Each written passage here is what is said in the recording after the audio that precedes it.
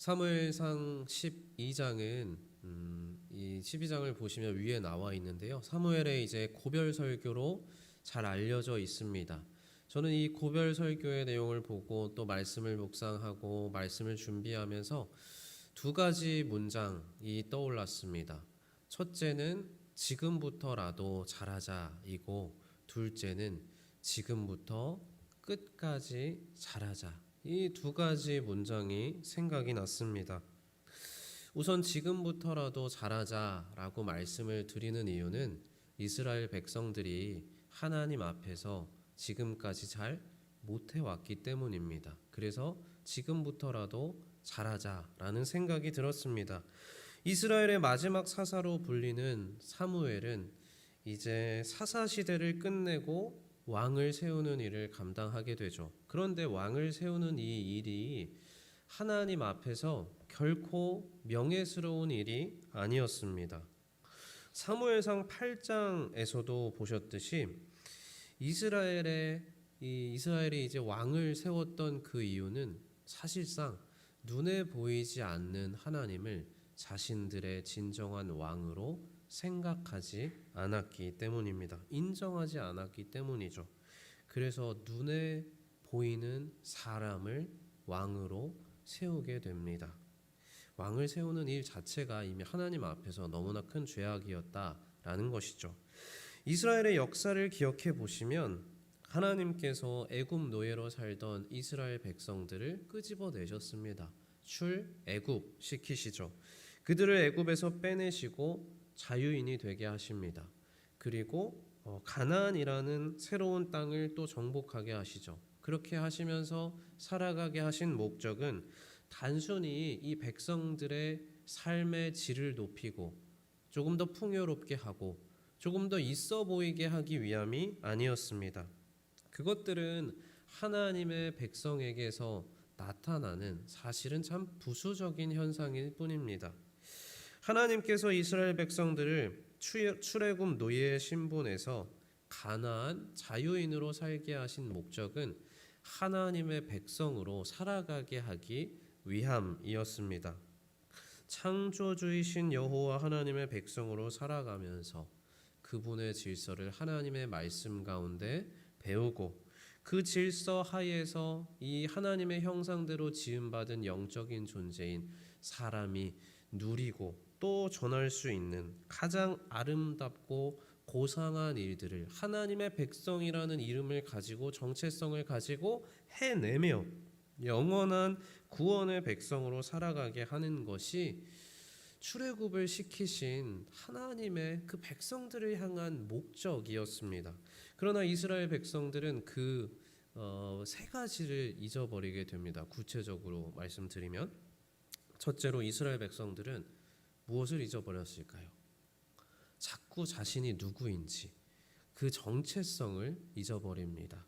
둘째로 이스라엘 백성들은 하나님께서 자신들의 역사 가운데 과거에 무엇을 행하셨는가 이것을 잊어버리게 됩니다. 셋째로 이스라엘 백성들은 하나님의 백성으로 부름받은 사명을 잊어버리게 되죠. 정체성을 잊어버리고 그동안 하나님께서 베풀어 오셨던 그 은혜, 하나님과 동행하였던 역사를 잊어버리고 부름받은 사명을 가볍게 여기게 되니 그래서 나타나는 결과가 뭡니까? 그래서 왕을 세우게 되었다라는 것입니다. 왕을 찾았다라는 것은 아까도 말씀드렸듯이 결국에는 그들에게서 하나님을 잊어버렸다. 진정한 왕이신 하나님을 잃게 되었다라는 뜻입니다. 또 다른 말로 하자면 하나님을 잃어버렸다라는 것은 무슨 뜻일까요? 인생에서 자신들이 갈 길을 잃어버렸다라는 뜻이 됩니다. 육신을 입고 이 땅을 살아가면서 누구를 섬기고 무엇을 행하며 왜 살아야 하는가 이것들을 다 이제 잃어버리게 되었다라는 것이죠. 이것을 잃어버리면 보통 사람은 어떻게 될까요? 제일 편하고 가장 빠른 거 육신의 쾌락을 따라서 보통 이제 살아가게 됩니다. 제가 말씀드리는 게 이제 육신의 만족을 추구하며 사는 게 그럼 다 나쁩니까?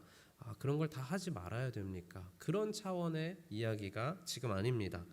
우리가 인생의 목적을 하나님의 백성으로서, 우리도 하나님의 백성이잖아요.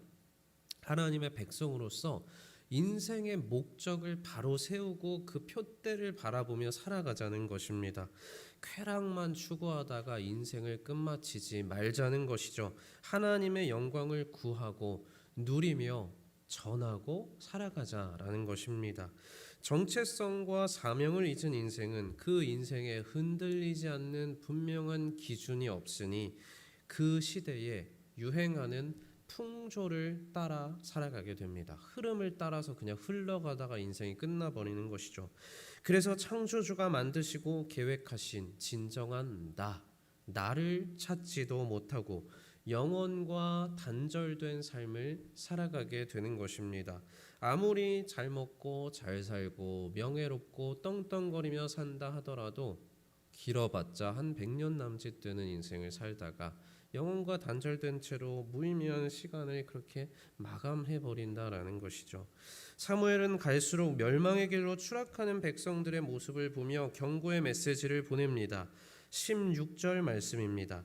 너희는 이제 가만히 서서 여호와께서 너희 목전에서 행하시는 이 큰 일을 보라, 이렇게 말합니다. 그리고 어떤 일이 일어나죠? 무엇을 보내죠? 사무엘의 기도로 우레와 폭우가 이제 이스라엘 백성들 가운데 내리게 됩니다. 우레와 비를 보낸 목적은 17절 말씀을 보시면 증거하듯이 너희가 왕을 구한 일, 곧 여호와의 목전에서 범한 죄악이 얼마나 악하고 얼마나 나쁜지, 하나님 앞에서 그게 얼마나 잘못된 일이었는지 깨달아 알게 하기 위함이었습니다. 실제로 이제 천둥이 치거든요. 폭우가 내립니다. 그러자 백성들의 반응이 어떻죠? 굉장히 무서워서 벌벌 떨고 있습니다. 여러분, 그런데요, 천둥이 치고 폭우가 내리면 두려워서 벌벌 떨면서 방에 이렇게 숨어 계십니까? 아니죠. 천둥 소리가 크면 사실 깜짝 놀라고 너무 막 우르르 쾅쾅 치면은 두려울 때도 있기는 합니다. 하지만 저희들은 보통 이제 그래도 밖에 나가서 우산을 쓰고 일상생활을 이어가기는 하죠. 그런데 이스라엘 백성들은 이 천둥과 폭우를 보면서 이상할 정도로 너무나 크게 두려워하고 있습니다. 이유가 뭘까요? 17절 상반절에 보시면 지금 이때가 밀 베는 때입니다. 밀 베는 때라는 것은 밀 수확기라는 것이죠. 그런데 이스라엘에서 보통 밀 수확기는 보통 5월에서 6월 정도쯤이었습니다. 그런데 이때는 이제 천둥이 치거나 비가 내리지 않는 시기였죠. 하지만 밀 수확기인 지금 사무엘이 기도하고 나서 천둥이 치고 또 폭우가 나타나니까 이게 이상 기후 현상이었던 것입니다. 그리고 게다가 천둥은 고대 사회에서 신의 임재와 신의 음성으로 여겨지기도 했습니다. 그래서 이제 천둥 소리를 보면서 자신들이 잘못한 것도 있고 찔리니까, 그래서 하나님 앞에서 이 경외심과 두려움 가운데 죄인이 하나님 앞에 섰으니 그래서 벌벌 떨면서 두려워하고 있었던 것입니다. 사실 눈에 보이는 사람 중에서 왕을 구했었죠. 그리고 이미 앞에 보시면 사울을 왕으로 이미 세운 마당에 다시 하나님을 섬기고 그 질서대로 살아가 보겠습니다라고 말하는 것이 솔직히 너무 염치 없어 보입니다. 너무 하나님 앞에서 우리가 늦은, 이스라엘 백성들이 너무 늦은 것처럼 보입니다. 하지만 사무엘은 지금 이스라엘 백성들을 향하여서 지금부터라도 잘하자 얘들아 라고 말하고 있는 것처럼 보였다라는 것이죠. 여태까지 너무나 많은 죄를 지었고 하나님 앞에서 이스라엘이 결코 씻을 수 없는 죄인이지만 지금부터라도 하나님 앞에서 제발 좀 잘하자 하고 말하고 있는 것처럼 보인다라는 것입니다. 아마도 이 천둥과 폭우를 바라보면서 사무엘이 그런 마음을 품고 그런 마음으로 열심히 하나님 앞에서 기도하지 않았을까 싶습니다. 혹시 설교를 듣고 계신, 또 온라인으로 설교를 듣게 될 여러분들 중에서 이미 하나님과 너무 멀어져 버린 것은 아닌지, 그래서 하나님께 돌아가기에 내가 너무 죄인이기에 늦어버린 것은 아닌지 걱정하시고 근심하시며 혹시라도 포기하려는 분이 계십니까? 지금 읽고 들으신 하나님의 말씀을 하나님께서 나에게 주시는 우레와 비로 여기시며 돌이키시기 바랍니다. 지금부터라도 하나님 앞에서 잘하자 다짐하시기 바랍니다. 우리가 악하고 우리가 약하지만 그럼에도 여전히 하나님에게 돌이켜도 되고 하나님에게 돌아가도 될 만한 분명한 근거가 오늘 말씀 22절 말씀에 나옵니다. 가능하신 분들은 22절 말씀을 한 목소리로 봉독하시겠습니다. 여호와께서는 너희를 자기 백성으로 삼으신 것을 기뻐하셨으므로 여호와께서는 그의 크신 이름을 위해서라도 자기 백성을 버리지 아니할 것이요. 아멘. 하나님이 우리를 택하시고 이스라엘 백성처럼 하나님께서 우리를 택하시고 우리를 하나님의 질서 하에 두시고 하나님의 말씀 앞으로 우리를 부르셨습니다. 그 영광스러운 자리로 우리를 부르셨죠. 그리고 하나님께서 우리를 백성 삼으신 것을 기뻐하셨습니다. 하나님은 우리의 죄가 주홍 같을지라도 이 말씀에서 뭐라고 합니까? 여호와 하나님의 이름을 위해서라도 결코 자기 백성을 버리지 않으실 것입니다. 우리는 순복함으로 그분께로 그분의 질서 안으로 다시 들어가기만 하면 되는 것이죠. 죄책감 때문에 하나님 앞으로 나오지 못하고 계신 분들이 있으시다면 예수 보혈의 능력을 의지하여 다시 한번 하나님 앞으로 나오시길 바랍니다. 또한 오늘 읽은 22절 말씀을 의지하여 나의 능력이 아니라 자기 이름을 위하여 자기 백성을 버리지 않겠노라 약속하신 그 하나님 앞으로 이 말씀 의지하여 다시 한번 나오시기 바랍니다. 하나님께서 망가지고 이미 더럽혀질 대로 더럽혀진 그 삶을 다시 일으켜 세우실 것입니다. 하나님의 질서로 인생을 통치해 가시고 하나님의 방법대로 인생을 경영해 가실 것입니다. 지금부터라도 잘하자라고 다짐하셨다면 둘째로 이제는 지금부터 끝까지 잘하자 다짐하시기 바랍니다. 아까 전에도 말씀드렸듯이 사무엘상 12장의 말씀은 사무엘의 고별 설교의 내용이었습니다. 사무엘은 어찌 보면 이 고별 설교를 통하여서 공식적인 자리에서 은퇴하는 마당에 이제 또 이렇게 이야기하고 있습니다. 23절입니다. 나는 너희를 위하여 기도하기를 쉬는 죄를 여호와 앞에 결단코 범하지 아니하고 선하고 의로운 길을 너희에게 가르칠 것인즉. 아멘. 여태까지 애썼으니 이제 좀 내가 쉬겠노라 말하고 있는 것이 아니라 지금부터 또 끝까지 하나님 앞에서 내가 애쓰겠다, 내가 진실하겠다, 내가 너희들을 위해서 기도하겠다 말하고 있는 것입니다. 그러니 지금 이 설교를 듣고 있는 너희들도 지금부터 끝까지 잘하자라고 말하고 있는 것이죠. 그리고 사무엘은 그러한 마음 가지고 백성들을 향하여 권하고 또 경고의 메시지를 보냅니다. 그 권하고 경고의 메시지를 보내는 그 내용이 24절과 25절 말씀입니다. 너희는 여호와께서 너희를 위하여 행하신 그 큰 일을 생각하여 오직 그를 경외하며 너희의 마음을 다하여 진실이 섬기라. 지금부터 끝까지 잘하자라는 것이죠. 만일 너희가 여전히 악을 행하면 너희와 너희 왕이 다 멸망하리라. 아멘. 이 말씀이 공식적으로 은퇴하는 나도 하나님 앞에서 너희들이 멸망당하지 않도록 끝까지 애써 볼 테니 너희들도 지금부터 끝까지 제발 좀 하나님 앞에서 잘하자 하고 있는 간곡한 그 설교로 사랑의 메시지로 들립니다.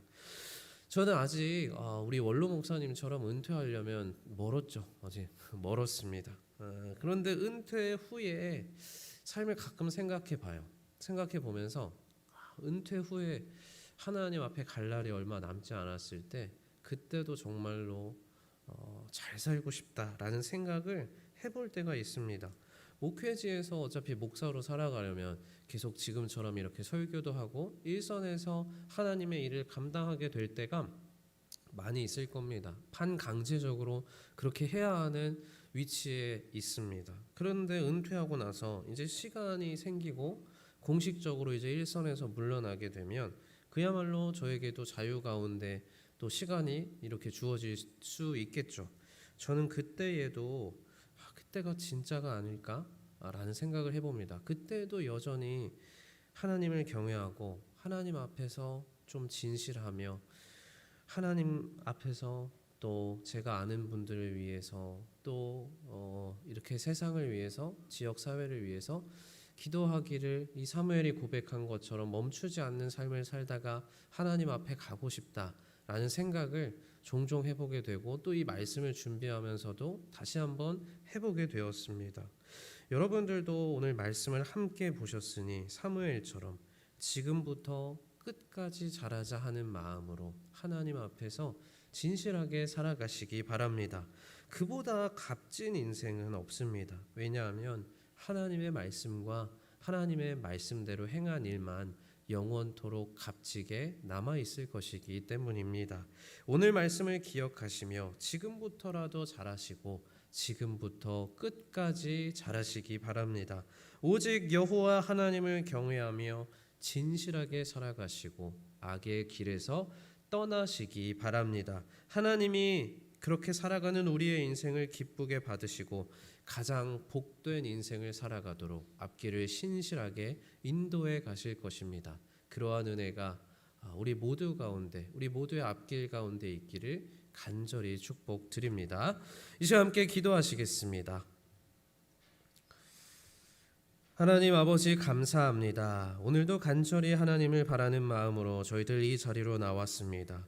저희들의 예배를 기뻐 받아주시고 갈수록 말씀을 사모하는 마음을 더하여 주시고 갈수록 말씀에 순종하고자 하는 뜨거운 열망을 더하여 주옵소서. 스스로 우리의 인생을 경영해가는 것이 아니라 하나님의 말씀이 우리의 인생을 인도해 가시도록 계속해서 적극적으로 우리 존재를 하나님께 내어드리게 인도하여 주옵소서. 지금부터라도 잘하고 지금부터 끝까지 잘하자 하는 마음으로 하나님을 의지하기 원합니다. 하나님께 간절히 매달리기 원합니다. 온 정성과 마음 다해 하나님을 의지하는 귀한 주의 자녀들에게 성령 충만함으로 존재가 변화되고 삶이 변화되어 주변 사람들까지 살리는 귀한 도구로 쓰임받게 하여 주옵소서. 육체와 마음의 질병으로 고통받고 어려운 상황 가운데 어찌할 바를 모르며 풀리지 않는 문제로 힘겨워하고 있는 분들에게 가난한 심령을 허락하여 주시고 그 심령 가운데 무엇보다 예수 그리스도의 복음이 들어가게 하여 주옵소서. 그래서 인생을 풀어가시고 영원과 맞닿게 하시는 하나님을 찬양하고 하나님이 하신 일을 간증하는 일들이 우리 교회와 이 지역사회 가운데 풍성하게 일어나도록 역사하여 주옵소서. 오늘도 새로운 한 주도 하나님을 의지하며 살아갑니다. 우리의 힘과 능력이 되어 주옵소서. 새롭게 베푸실 은혜를 기대하오며 예수 그리스도의 이름으로 기도합니다. 아멘.